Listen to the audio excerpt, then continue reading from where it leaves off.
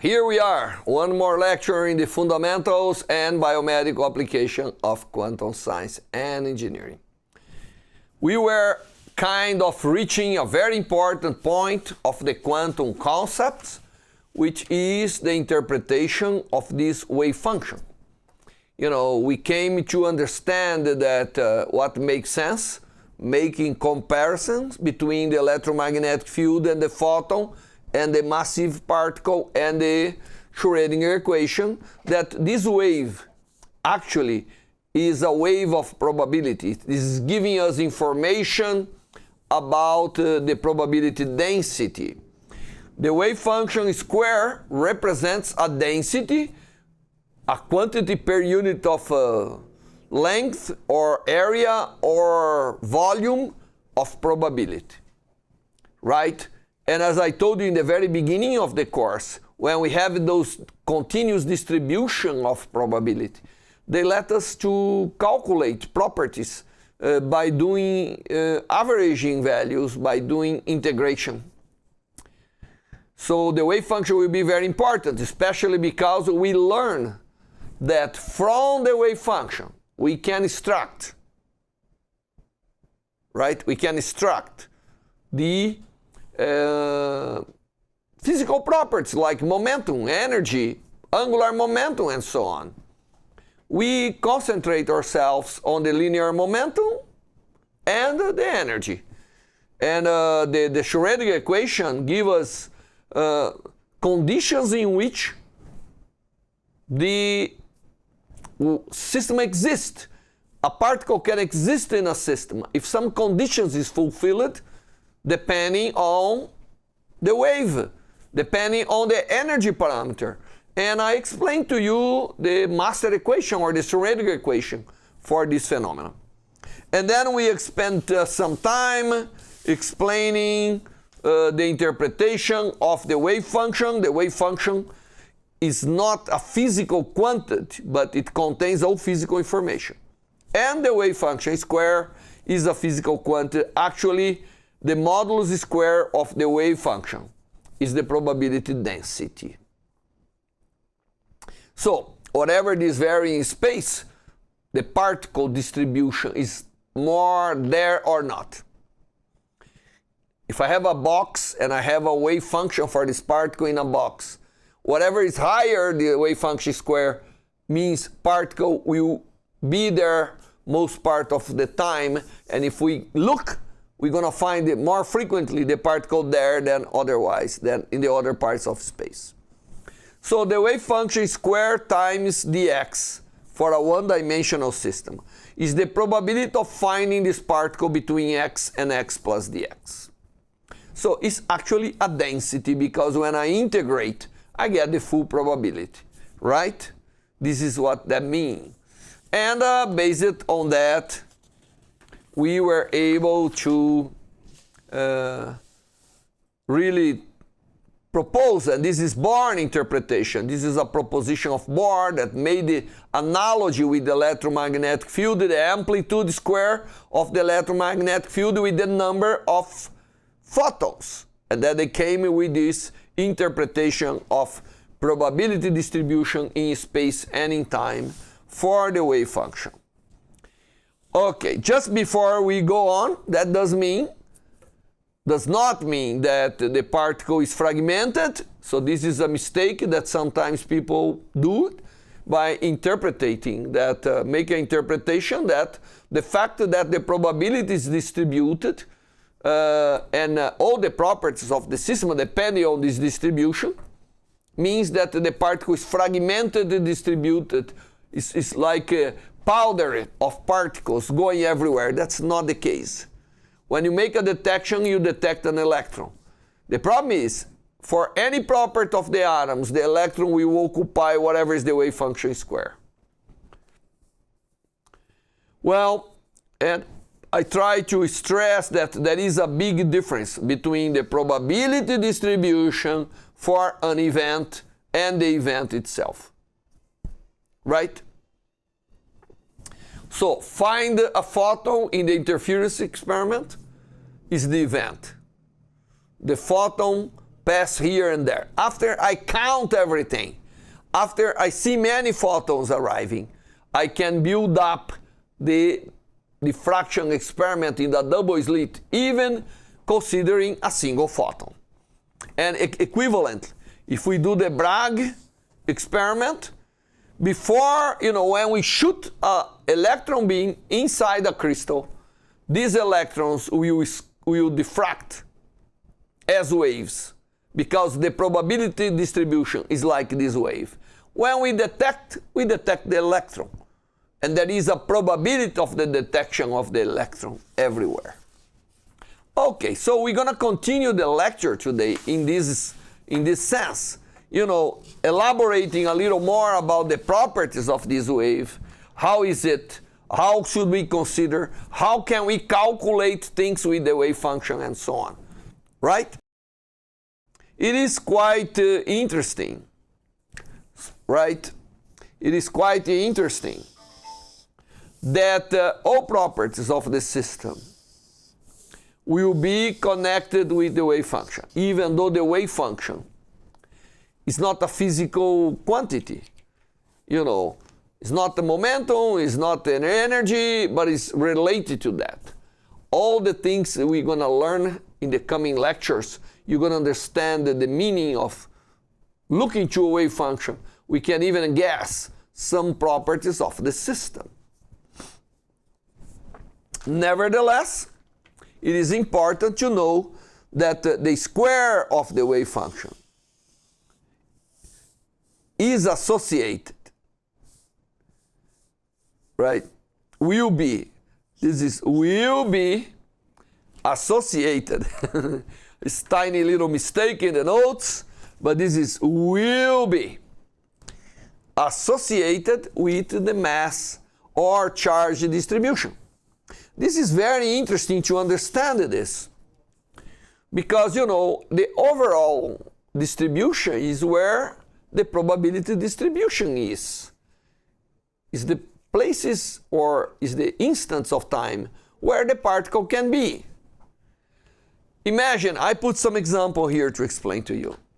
Everybody learned in high school the orbitals of the electron around the atoms, the s orbital, the p orbital, and we learned the s orbital looks like this, the p orbital looks like this, right? That's exactly when you see those drawings, and we're gonna go deep in these things. This is the wave function square for those states of the electron. And the probability of the electron being here is spherical. Therefore, all the properties of the atoms that are in one S state or P state depends on the distribution, because if you scatter particles from the atom, if the electron is evenly probabilistically distributed around the nuclei, that is one property. If it is P distributed, which is not isotropic, has an angular distribution, you get another property. So actually, this distribution of probability is fundamental to determine the properties of the system, right? That's where the mass actually is probabilistic, and that's what gives you the properties to the system. This is what you have to understand. And as you know, this is one electron distribution probability. Therefore, the charge is distributed that way in the whole space following this distribution, like spherical type or non-spherical type, and depends how the electron is distributed. That will determine how two atoms attract each other.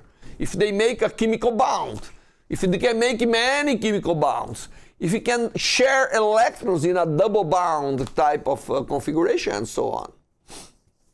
So, this density probability is actually fundamental and determine most of the important things in biochemical, in bioengineering, which are the biomolecules. The biomolecules will somehow preserve and will know those distributions and will have properties in agreement with whatever are the electronic distributions they have. And I could give you many other examples. If you take a solid and the electrons are localized, is one property, And the way they have structures, as you know, we don't have an infinite number of structures. You know, if you take solids, they have one of the Bravais type of structure. There are a few fundamental structures. And why is that? It's because of the charge of the electron, probabilistically distribute in some configurations. You know, if you take the p orbital, actually, it can go there and here, right? It has a kind of distribution. And that will determine many properties, including the diamond structure, the cubic structure, and many other structures. Because that's how the charge will be shared, and that's how they come together. So you see, the probability distribution of the electron is one of the most important characteristics. And depending on the wave function, the energy of those distributions will be different, because this is in the equation of the wave. This is in there. So these things will be different from here to here. Now, this is probability. And as probability, of course, we must fulfill some properties. You don't have negative probability.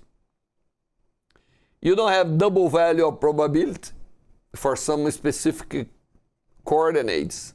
So if I have an x and in an instant of time t, I cannot have two values of probability. So as probability, we must fulfill a few properties. Let's now deal with those properties. Let's see some of, I'm not going to put all because as they appear in the course, we're going to recall the properties that the wave function must have. Right? So it is a well-behaved wave to be able to represent probability, and has to somehow present and be in agreement with the physical properties. The first property of the wave function must be unique value. So you cannot have two values for the same coordinates, because you cannot have two different probabilities for the same thing to happen. That's not a good probability. It must be continuous. So must be continuous. We must have a wave function that has no discontinuity. That's important because the function must be continuous. But remember, just for you to have an idea, we saw before that the spatial derivative of the wave function give you the momentum, right? Good.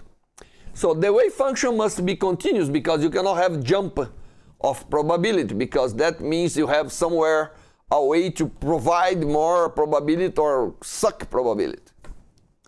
Then it must be continuous, this function, to be interpreted as probability. But the derivative is the momentum. And in some situations, the momentum changes suddenly. Imagine a rigid wall and a particle comes. Here comes the particle with this momentum in that direction. Suddenly it bumps and comes back. So there is a jump in momentum. So the derivative of the wave function, in some conditions, may not be continuous. It can have discontinuity if the potential or the conditions require that the momentum have a sudden variation. Another thing is, sometimes, and a lot of times, we be dealing with systems that are localized. The charge of like if you take an atom, you know, the electron of the atom is localized in there. It's not everywhere in the universe. So it's there at the moment. So the wave function has to be where the particle is, right? Where the mass is, where the charge is. So the wave function must decay to 0 when you are far from the localized particle site. An electron that's in an atom must have a wave function that decays to 0 much far from the atom. That's a way to show that the wave is fully localized inside. But because it's a wave, it does not go to zero suddenly. It has to go to zero, and that gives a lot of interesting property to the atom. I can have an atom here, and I can have another atom here, macroscopically apart in some conditions. Because the wave function goes and talk to each other, we can produce interesting phenomena of the interaction of this atom with this atom, or even an overlap of properties between these two, because of some interaction that's caused from the fact that the wave function is decaying, but it's not zero in some distance. It's small, but not zero. Okay, so that we're looking for the wave function. We must have that kind of things in mind to be able to understand. So we're looking for solutions of the wave function that matches the conditions, the potential, that exist the solution, so some energies will be present depending on the localization. It must have different properties, must be finite, must be, and you know, one of the things is, must be integrable. And that represents probability that's imposed to the system. A lot of interesting things. The wave function square is the probability density, as we explained to you. Therefore, if I integrate in the whole space of this function, I must have a unit. Because the particle has to be somewhere in space. Therefore, if I look to the whole space, if I integrate the whole density probability, it must be 1. So this sometimes we call that the wave function must be normalized. And a little portion of probability that we call dp must be psi squared dx. Right? This is the interpretation of the density, the continuous density probability, right? So by knowing that a little piece of probability exists in each piece of space, when we integrate, we have a finite probability for the particle to be in some interval or in some region. Therefore, normally we say that if you are interested on the probability of this particle in this physical system to be between x1 and x2, that's the integral from x1 to x2 of the density of probability, of dp. Adding up all the dp's in this interval, I end with the final probability. Right? So that's an interesting situation, and we must consider and take that into account. We are dealing with probabilities. So as I said, when I introduced probabilities for you in the very beginning, right? And when we deal with probability, normally we are interested in expectation. If I measure what is the value that I expect to measure, and average values, and things like this. So let's go to that. Let's discuss a little bit what we mean by average values in the quantum sense. And all the explanation for this I already put here in these notes, but I'm going to highlight for you so you can understand as well. Because we are dealing with the probability interpretation with the probability density, that's the wave function. Therefore, this interpretation of probability density must deal with average or expected values, or some physical quantities, like the position of the particle. Since this is the probability density, since psi square is the probability density of finding the particle in that part of the coordinate. If I multiply by the coordinate and integrate, and remember that it is normalized, so the integration of the density itself is unity. Otherwise, I will have to divide by this integral. The average values, which normally we make as a notation, this bracket type of notation. The average value is the value of the quantity that I'm interested times the density probability. This is the average position of the particle. And we can have the average momentum, we can have the average energy, because we know what is the thing coming here, right? The average exists for the position or any quantities that depend on position. So normally, if I have any quantity represented by g of x is here, the average value is done by, weighting the density probability times g, and that will be the average measured value for this quantity, or the expected average value after doing many measurements of this. Right? Well, this is true for any quantity that's depending on the coordinate, but also momentum. We learned that the momentum, which is an important quantity, is, we always interested in measuring the average momentum of a particle. And we learned before, I told you, that the momentum actually is an operation on the wave function. So h bar divided by I, the complex root square of -1, right, is I. ddx of the wave function give you the momentum. But this is an operation on the wave function, not on the density probability. You have to operate in the wave function, not in the density probability. So the average momentum, for instance, or any operator, that's something that you have to make a mathematical operation on the wave function to obtain the property, is basically h bar divided by I. But now I have, I first operate on the wave function, and then I multiply by the complex conjugate and integrate in the whole space.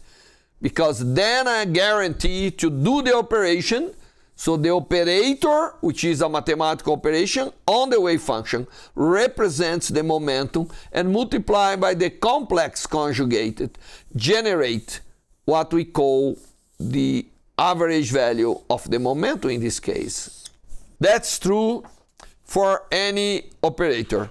Let me only show to you here that if you have any operator, let's imagine any operator like O, let's call O, operator O, which represents some chemical or some physical property, and I want to know the average value or the expected value in some sense. That's equal to the integral of minus O space of the wave function complex conjugate of x times the operator, because this is an operator that represents some physical quantity, and as I explained to you, it only makes sense if it operates on the wave function. So we operate first on the wave function, then we generate the physical quantity, times the complex conjugate builds up the probability, and therefore this quantity normally represents the expected value or the average value or the measurable value of some quantity represented by an operator. That's important here, because if this is like the time variation, this will give us the energy, but of course this will be when I have the time explicitly on those functions, and so on. Right? This is then true, and we have to consider, because this whole thing is coming because of the probabilistic interpretation of the wave function square. And then we are building up an algebra that lets us to extract from the solution of the system the properties we want. Now, I want to consider a very important property. And the very important property that I want to consider is, let's assume that we have a system with a potential. That is what's considered the physical system. I have my particle in this potential. I'm gonna do some step of calculation, but don't be afraid. You know, you can do in detail. It's very simple what I'm going to do. We know that the wave function that represents the particle in this physical system is given by the Schrodinger equation. So that is the Schrodinger equation. The solution of this equation provide to us psi, which should represent physically the system. Now I want to take here the momentum, the average momentum. So suppose I have a physical system, any physical system represented by this potential. Because if I don't have the potential, I have a free particle, right? So I want to have a potential. That can be the potential holding the electron in the nuclei, can be anything. And from this function, I determine the average momentum. This is the average momentum. I take this solution, put in here, I have the average momentum. Now I'm going to do something that everybody does when doing classical mechanics. I'm going to see how the momentum varies with time. But in this case, because it's probabilistic, I have to do the average. So what I'm going to do is calculate what is the time variation of the average momentum. How I do this? Well, first of all, I have to input on the wave function the time dependence, right? So this is the time dependence, is everything here. Even though if the potential is not time dependent, we know that the time dependence represents the energy and everything. We already showed that before in previous lectures. And what we're going to do is we consider this equation and we take the time variation.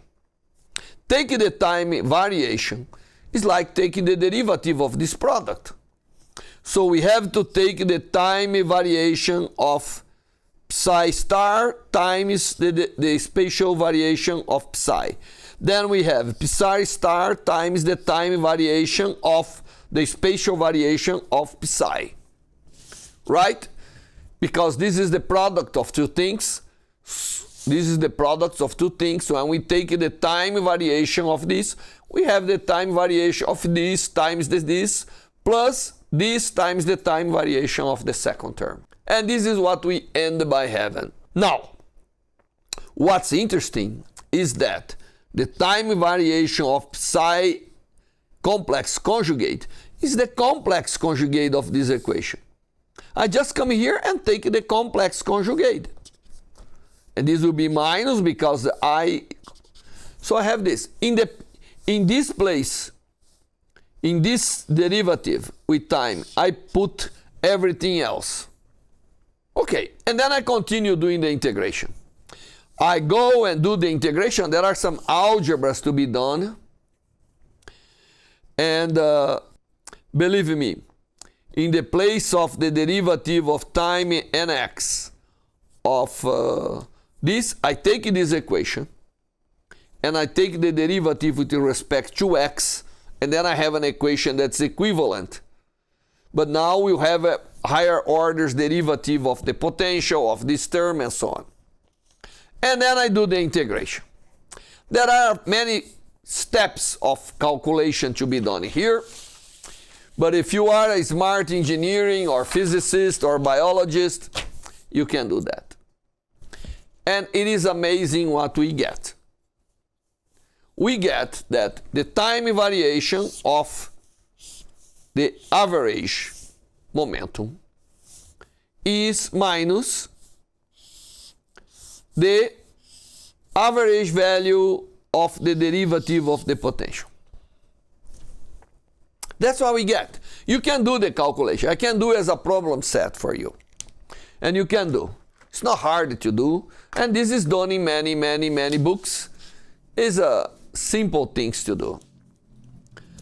Well, I know that this is the average of the space variation of the potential. And therefore, I can rewrite this expression that way. I apologize for not doing all the steps, but you know, you can find everywhere this derivation. That gives us a very important result. In average, the time variation of the potential is exactly minus the spatial variation of the potential, in average. But you remember from classical mechanics, what is the variation of the potential? It's the force. Remember, you know, I can give you as an example here, just for remind you, if I have a harmonic oscillator, the potential as a function of x is half of m omega square, omega is the angular frequency, times x square. If I take the derivative of this, right, the minus dv dx is equal to 2 cancel 2 is minus m omega square x. But m omega square is exactly k, which is the force of the oscillator. And minus kx is the force. So for the harmonic oscillator, the force on the mass is minus kx, as you learn from school. So the spatial variation, we normally say that the gradient of the potential gives you the force.